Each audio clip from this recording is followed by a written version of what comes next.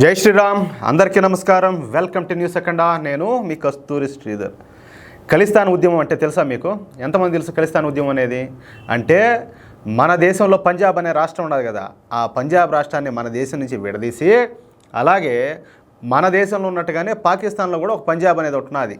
దాన్ని కలిపి ఒక ఖలిస్తాన్ అనే ఒక దేశంగా ఏర్పాటు చేయాలనేది ఈ ఖలిస్తాన్ తీవ్రవాదులు వీళ్ళ యొక్క ప్లాన్ అనమాట.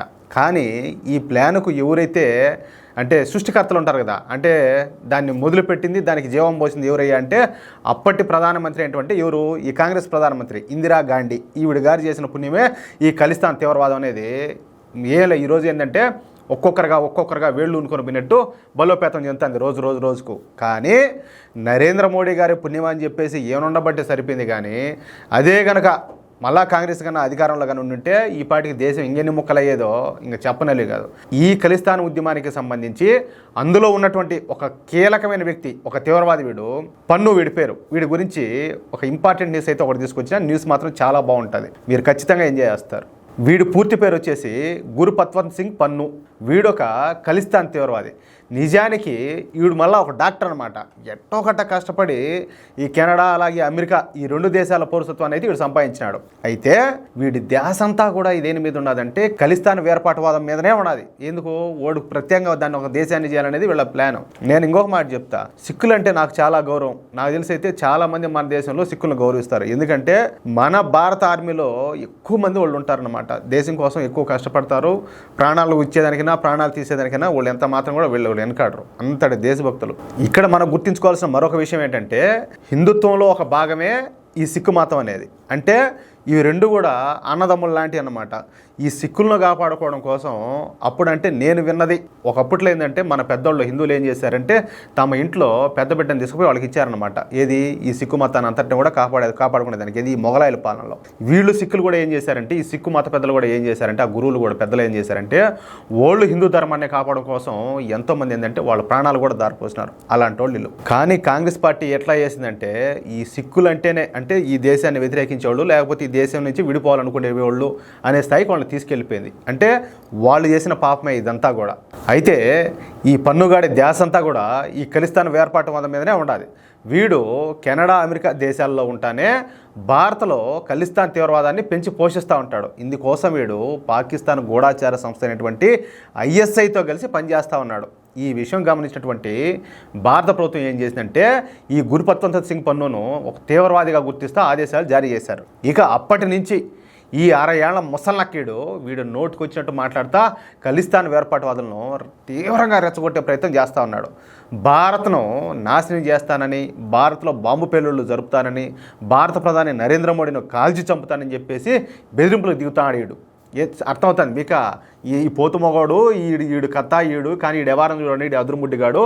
ఇన్ని కోతలు కోసినాడు కదా, ఆ మూల కూర్చొని ముసిలి కదా మాట్లాడినట్టు అన్ని కోతలు కోసినాడు కదా. వీడు బతికేంది ఇప్పుడు చూడండి. దీంతో గుర్తు తెలియని రాకుమారులు అని చెప్పి నేను చాలా సందర్భాల్లో చెప్తా ఉంటా. రాకుమారులు అని, ఈ రాకుమారులు ఖలిస్తాన్ తీవ్రవాది అయినటువంటి గురుపత్వంత్ సింగ్ పన్ను పైన దృష్టి పెట్టినారు. ఈ విషయం ఈ గురుపత్వంత్ సింగ్ పన్ను కూడా తెలిసిపోయింది. అంతే, ఇంకా అప్పటి నుంచి కూడా నేను చావుకు భయపడినా, నాకు సావంటే భయంలే, ఈ భూప్రపంచంలో నా అంత ధైర్యవంతుడు ఎవడు లేడంట. ఈ మేకపోతు గాంభీర్యం అంటారు చూడు, ఆ మేకపోతు గాంభీర్యం వీడు ప్రదర్శిస్తున్నాడు. ఇక ఈ గురుపత్వంత్ సింగ్ పన్ను కెనడాలోని ఒంటారియా అనే ప్రాంతంలో ఓక్లీ నగరంలోని ఓక్విల్లీ రెసిడెన్స్లో నివసిస్తూ ఉంటాడు. అయితే ఈ ఓక్విల్లీ రెసిడెన్స్లో నిన్న అగ్ని ప్రమాదం జరిగింది.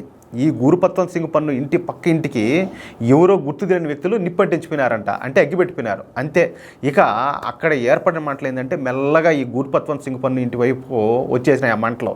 అంతే, ఇక ఈ గురుపత్వంత్ సింగ్ పన్ను నా మీద హత్యా ప్రయత్నం చేస్తున్నారు, బాత్రా ఏజెంట్లు నన్ను చంపబోతున్నారని చెప్పేసి పిచ్చి పట్టినోడు మారి పెద్దగా అరుస్తా అక్కడి నుంచి కారులో పారిపోయినాడు. తర్వాత ఏంటంటే చాలాసేపు ఈ పన్నుగాడు కనపడలే ఎక్కడ చూసినా కూడా. చివరికి పన్ను ఎక్కడున్నాడా అని చెప్పేసి పోలీసులు ఆరాధిస్తే ఈ గురుపత్వంత్ సింగ్ ఒక హాస్పిటల్లో దాక్కు ఉన్నాడంట పోయి. చూడండి, అంటే దాన్ని బట్టి మీరు అర్థం చేసుకోవాలి వీడు ఎంత అదురుముడ్డిగాడో. వీడు మళ్ళా ఈ దేశాన్ని ఏదో చేస్తానంటాడు, ఈ దేశంలో మానవం సృష్టిస్తానంటాడు, బాంబులు పెడతానంటాడు, ఈ దేశ ప్రధాని అయినటువంటి నరేంద్ర మోడీ గారిని చంపుతానని చెప్పి బెదిరిస్తాడు. ఎవడు ఇటాటోడు ఈ అదురుముడ్డిగాడు. ఈడేందంటే పక్కింటికి ఏం జరిగి ఎందుకు నిప్పంటుకునిందో తెలీదు, నన్ను చంపబోతారని చెప్పేసి బీపీ డౌన్ అయిపోయి పల్సు పడిపోయి హాస్పిటల్లో జాయిన్ అయినాడు. ఇది వీళ్ళ బతుకు. వీళ్ళు ఏమన్నా పీకేది చేసేది ఇంక చూడండి, ఇట్టుంటుంది వీళ్ళ కథ అంతా కూడా.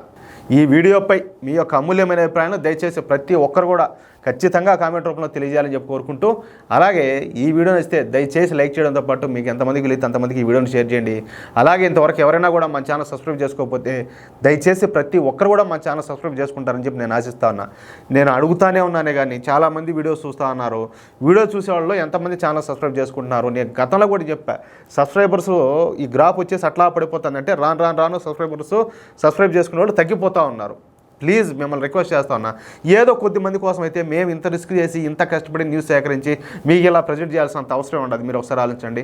అంటే మన న్యూస్ ఎంత ఎక్కువ మందికి చేరితే అంతమందిలో మార్పు వస్తుందని చెప్పేసి మేము ఇక్కడ గుండెలు బద్దలు కొట్టుకుంటున్నాం, కానీ రిజల్ట్ అయితే మేము ఆశించినంత రావట్లా. దయచేసి ఆలోచించండి, అర్థం చేసుకోండి, సబ్స్క్రైబ్ చేయండి. మీరు ఎంత సపోర్ట్ చేస్తే మేమంత బలంగా ఇక్కడ నిలబడుకోగలుగుతాం. ప్లీజ్, జై శ్రీరామ్.